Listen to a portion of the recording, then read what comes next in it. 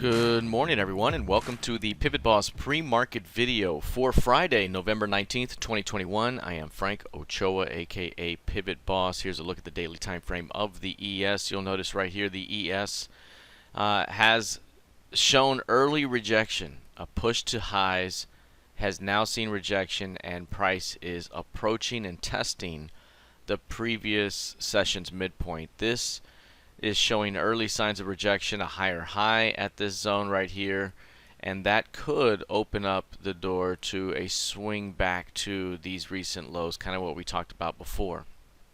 If price pushes through these highs and sees rejection, then we're likely going to swing back to this zone and then find another opportunity to bounce back and stay in this range as this thing has remained bullish overall. So right now, the previous session's midpoint is going to be very, very important. That level right there is the 46.87s. So basically 46.87 there, 87 quarter. If there's a failure to hold that zone, we could see a bearish outside day at some point later in the day. Now, if there's a close below these lows today, that would be even more significant. There could be a test at the edge, but for it to push through and actually close through, that would be a significant way to end the week here with a likely pullback. But for right now, the midpoint of the previous session is very important.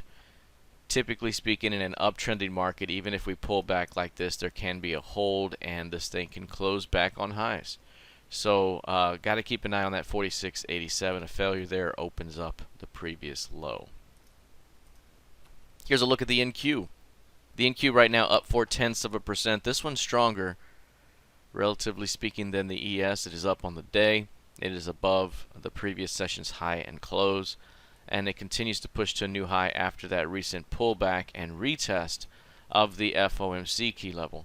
So we've seen a nice continuation and push toward the 16,600 level. Overall, this market continues to push toward the 100% target here and the high probability target zone. About 16,750 would be right in the middle of that zone. So any pullback still offers an opportunity to push higher until proven otherwise. At some point, though, say for example, if price fails to hold above that pivot high, that could be an indication that we pull back a bit. So keeping an eye on that pivot high as price is currently holding just above it so far today. Looking at crude oil now, this one seen another big dive here, was not able to hold on to the previous session's midpoint, and instead a failed new high and a major drop in continuation. The previous session here, we had our pullback, we got the wipe out of the 78s, we held the previous quarter's high, failed new low, bounced back to the midpoint. That's the fade after trend day we talked about before, and how that was a high probability day trade with a shot, if that worked out, with a shot to go back toward 80.80, 81.50, and maybe even beyond. But today, and mostly here in pre-market trading, price trading in a box above the previous session's high and failing, that has led to major selling pressure through the previous session's low. And again, another lower low within this downtrending market. A major failed new high here has helped trigger that. How much more selling pressure do we get? We are currently right at the key level that needs to hold in order for market structure to be maintained to the upside, and that is precisely this level here, and it's 75.52. Today's low 75.56. It's right there on top of it. That is the top of the key range that we've had in play for several months now. So you can see right here, there's the top, there's the bottom, and when we talked before, we said on this day when price hit that key range and we knew the levels, we said this would be the best zone to buy for a shot back at the high and for a shot at these two targets. It came just shy of hitting that 86. Instead, it's got as high as 85.41, and now we're back testing the top of the key range. So that's a zone that needs to hold in order to push this back up and maintain that market structure. A failure at that level opens up a return to 70.27, the midpoint of the key range at the very least, and a shot to rotate across the entire key range at most. So big time edge right here, needs to hold for bulls.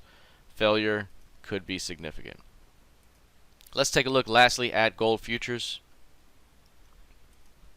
Gold has developed a very narrow range, 1, 2, 3, 4, 5, 6, 7 days plus. So we can come over here, make it 7-day narrow range there. Click OK, and now we are quantifying the most recent price action right here, and you can see right there that is the result. 42, almost 43% of ADR, just 34.4 points.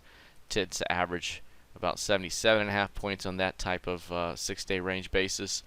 So clearly compression at these highs. 97 points is the expected move once we get breakout, a breakout in any direction. Again, based off of how this is played out, the compression and a major move up, if price were to break down first, we could be using that low as a slingshot low for a push higher. If it's, say, 95, or just call it 100 to be a round number, and we pull back to, say, 1830, 1830 could be looking at a 1930 type of play at a plus 100. Maybe in 1920 to 1930. 1920 is the next market structure above, so that would be right in line. Again, we got a big time narrow range here, and typically speaking, when you get a narrow range, you want to look for the first breakout to be a false one, and then you want to look for price to swing around the other way. It's kind of like this thing here where you have kind of this narrow range, it breaks down first, and then it goes boom to the upside. Narrow range, perhaps we break down first, and then it slingshots to the other side and hits 1920 to 1930. So that's the goal here. We'll see how it plays out, but again, building some energy here for a potential breakout. Until then, we could be range bound, so avoid the chop at the center of the range. All right, that is it for now. We'll see how this plays out heading into the weekend. Again, happy Friday. Please be sure to like, share, and subscribe, and I'll see you in the trading room.